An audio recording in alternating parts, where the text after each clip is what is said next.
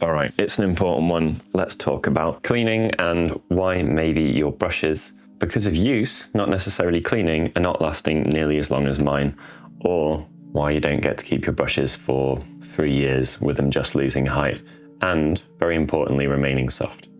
All of my brushes still feel soft, even if they look a little bit dirty. They're going to be very, very clean at the ferrule, which is super important.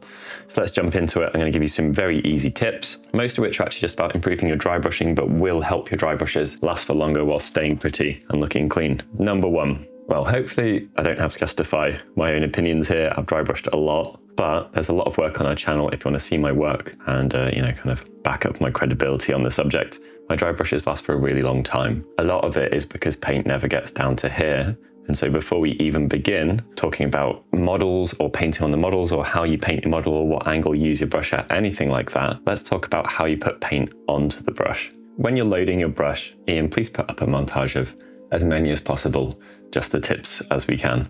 When you're loading your brush, even if you load it from a Citadel pot top or something like that, you need to be careful with how you put the paint onto the brush rather than into the brush. First major thing, paint should sit on the tip of the brush, ready to leave. When you're using these brushes, unless you're using like a wash or an ink or something like that, you try and keep paint at the top of the brush. It's the same with these, but with these, because we're not going to saturate them with water, I'll come to how we use water in a second, there's not going to be a vehicle for the pigments that are at the top of your brush to travel down towards the ferrule, the metal part, and that helps avoid serious damage. You'll have like wear and tear, but if you keep your damage towards the tips, your brushes are just going to shrink over time.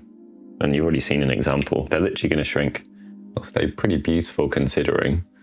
Still really soft. They'll stay in a useful shape. If you get paint right into the middle of your brush, you're not in control of what's going on a painting level, number one. Like you've basically turned your brush into a felt tip, and if it gets wet, then this great big smear of paint is going to appear. No one wants that. We'd like to have nice predictable dry brushing or stippling. While there are other ways, more wet ways to use the brushes, the way that I use them, takes 1 drop of water off the back of the brush at the beginning at least, works it into our sponge and dampening pad, and then this is how we take water and keep it towards the top of the brush. If you are an airbrusher, if you think of your thinner, you put thinner in with your paint, you put it in before your paint into the cup, and you put it in after your paint to flush it out. This is how you should think of this. The purpose of this water is not to make anything wet, it is just to help paint leave your brush. And that shouldn't be too hard to get your head around once you think that the idea of using a brush is to put paint somewhere else. So you're not trying to keep paint on or especially in your brush. It's not about it being in the brush, keep it on the top of the bristles. So when you're loading, you can see all these lines on my palette. My paint is put out in lines, and when I take my paint, I carefully sneak it off the edge of one of those lines. Now you are going to waste some of your paint doing this, but given that Da Vinci wasn't worried about wasting paint, I don't think we should be overly concerned with rationing our own joy and enjoyment and ability to paint whilst having fun. Also, if you want another metric, I paint a huge amount. Apart from my black, white, and red and silver, my favorites, I've not run out of a paint that wasn't a wash or a contrast paint in about 5 years. So I should probably stop buying extra paints that I've never even used before I start talking about wasting paint, and I would encourage other people to think like that. I think most of us in the hobby, especially with paints, because they're so fun to buy, have more paints than they use, so we shouldn't be worried about wasting the ones that we really like at all. Now, during use, when you are taking paint on the brush, if you keep it towards the end, that's really, really helpful. The most useful metric I can give you is that you want paint to be in like the top maximum about 5 millimeters of your bristles, and even a heavily used brush that's got discoloration on the outside and on the top should have a tidal line, like a stop line where the paint has never been. If you tip your brush sideways when you load it, a lot of people do this, you're going to do this when you scoop with another brush, right? You don't load this brush like this. You can load this brush like this, and you should. The moment you tip it to the side, I think one of these has an example on it somewhere. There we go. It's even in red. When you load from the side, you really risk putting in an unpredictable blob to your mix. So you could be doing nice dry brushing, then you tip over a little bit too much and suddenly a great big smear appears down your piece. You don't want that. So I've spoken all about loading the brush. How about the actual cleaning of the brush?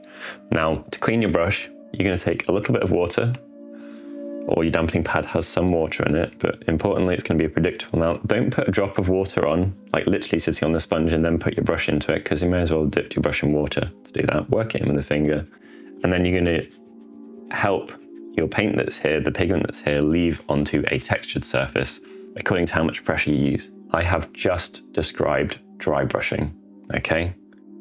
Dry brushing and cleaning are the same thing. With a normal brush, they are absolutely not, because every time you saturate this brush, the pigment that's here is trying to run back towards the ferrule until you use it when it's pulled out in the other direction, capillary action. And it's only the fact that in a high quality brush, the bristles are packed really tight that there isn't that much room for it to do that easily. If you buy a cheaper brush with without a dense fill, then you might find that your pigments are just easily working their way into this bit, and damage at the roots is much harder to reverse than damage at the tips. With this though, we don't have to begin that journey because there isn't, it's not a saturated space. There's no way for the paint to start running down here. Because of that, we don't have to worry about whether we're using metallics for the brush or not.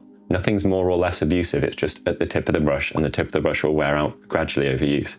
Heavy body paints, high pigment paints, any of the modern paint advancements that make paint more abusive, when paints were all layer paints and nothing had great coverage, we didn't have to worry about this stuff so much. These are really gentle.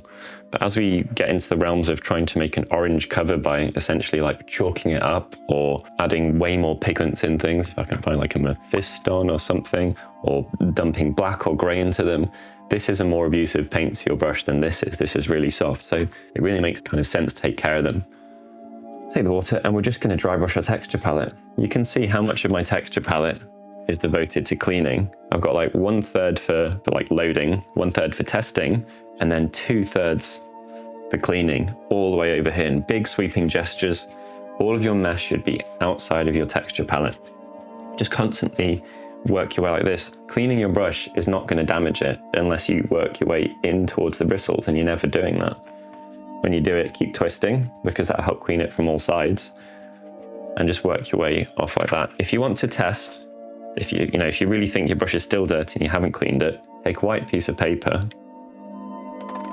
and simply just dry brush the edge of your palette. Now I'm sure a little line will be appearing. There we go, a little line of paint is appearing here. But that's not enough to contaminate whatever I'm about to do next, so I wouldn't be worrying about it on that level. You can try and get rid of this tidal mark around the edge of your brush. That's a good indication. Once that's not there, I would say your brush is probably fine for the next color, and it might have already been fine for the next color. Again, if you don't begin that kind of journey of paint towards the center of your brush, you really don't have to worry about cleaning as much because the repercussions of not doing it 100% are just not that bad. What I go for is not does my brush look clean, but does it feel clean? So it should still be soft. Your bristles shouldn't be clumping together, and hopefully all of those tips are going to help you with your dry brushing, help your brushes last forever, help you do high quality work like the stuff that we've had appearing on the screen. If you've got any questions whatsoever, please pop them down below in the comments and we'll reply to each and every one. We will give the best question or suggestion for a future follow-up piece of content, a brush set of your choosing and a texture palette of your choosing. I would choose an extra large one because they're the best. Thank you very much for watching. Please like, please comment. Some of you aren't subscribed, about half you. Please subscribe because we make a load of content on this subject. We try and make sure that each of our videos is useful. We'll catch you in the next video.